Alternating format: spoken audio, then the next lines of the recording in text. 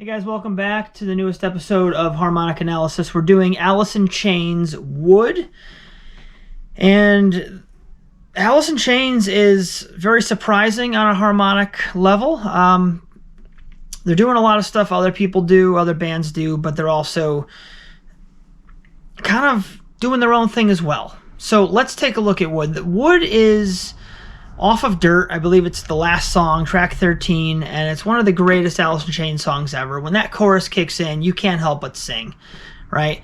This is in essentially two different keys, and I want to start with the first part and kind of like make sense of it. This was a little bit tricky to prep for. So first thing I gotta say, because I usually don't acknowledge when a band has an alternate tuning, I like to just focus on the chords, because whether it's in the key of A or the key of C, as long as the intervals are correct, who cares what you actually call the letter, right? But for this one, I'm trying to be as true to the original as possible. So the tabs I'm using are showing us that we are in E flat as the tuning, which is just every note down a half step. And then the intro part, which is the part that starts with the bass. Let's take a listen just to get acquainted here. Here's the intro.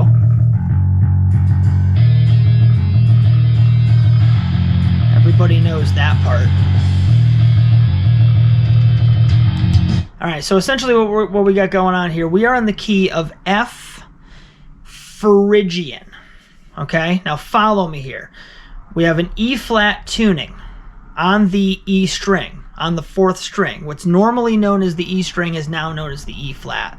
We're doing the open for E flat, we're doing the second fret for F, and we're doing the third fret for F sharp. So essentially what we're getting are these notes here: E flat, F, F sharp. Okay? That essentially outlines like an F Phrygian.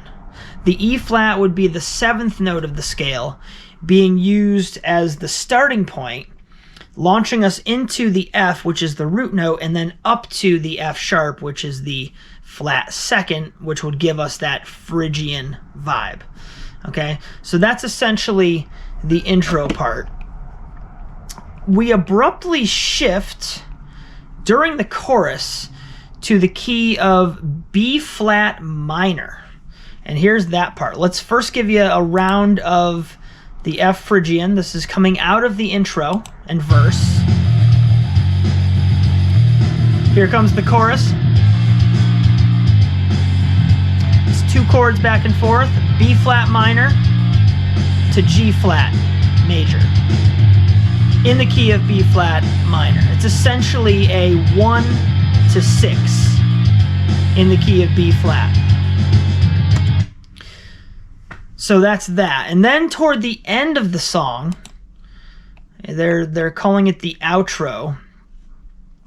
They change it up a little bit. They start off, and it's kind of hard to tell in the recording if it actually is a dominant chord. It's being listed as like a D flat 7 chord as the beginning of this intro, or the outro rather, as the first chord of the outro. It goes from a D flat to an D flat 7 to an A flat to a G to an E flat.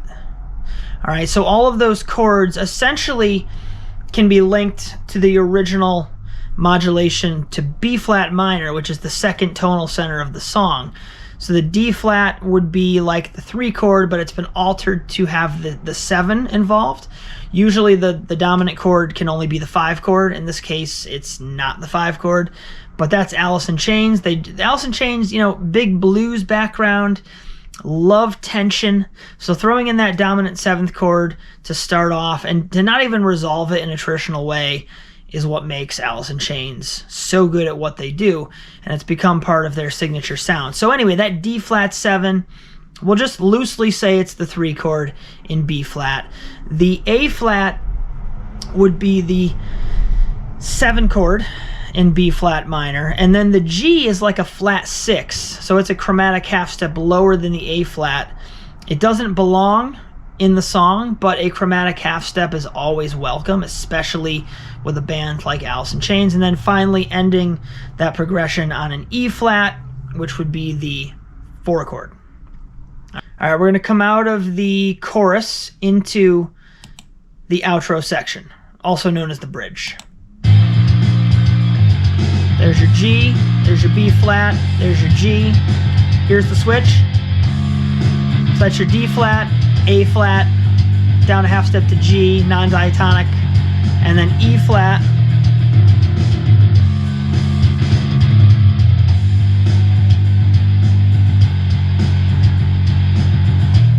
So this is my favorite part of the whole song.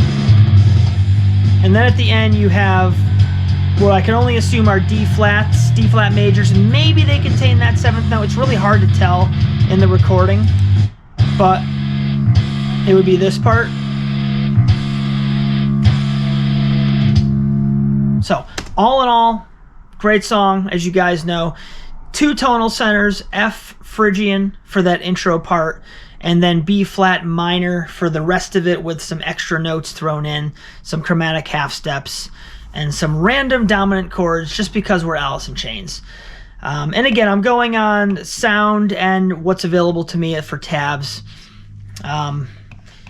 Great tune, as always. If you guys are still here, leave a comment below letting me know you're still here, and we'll see you next time.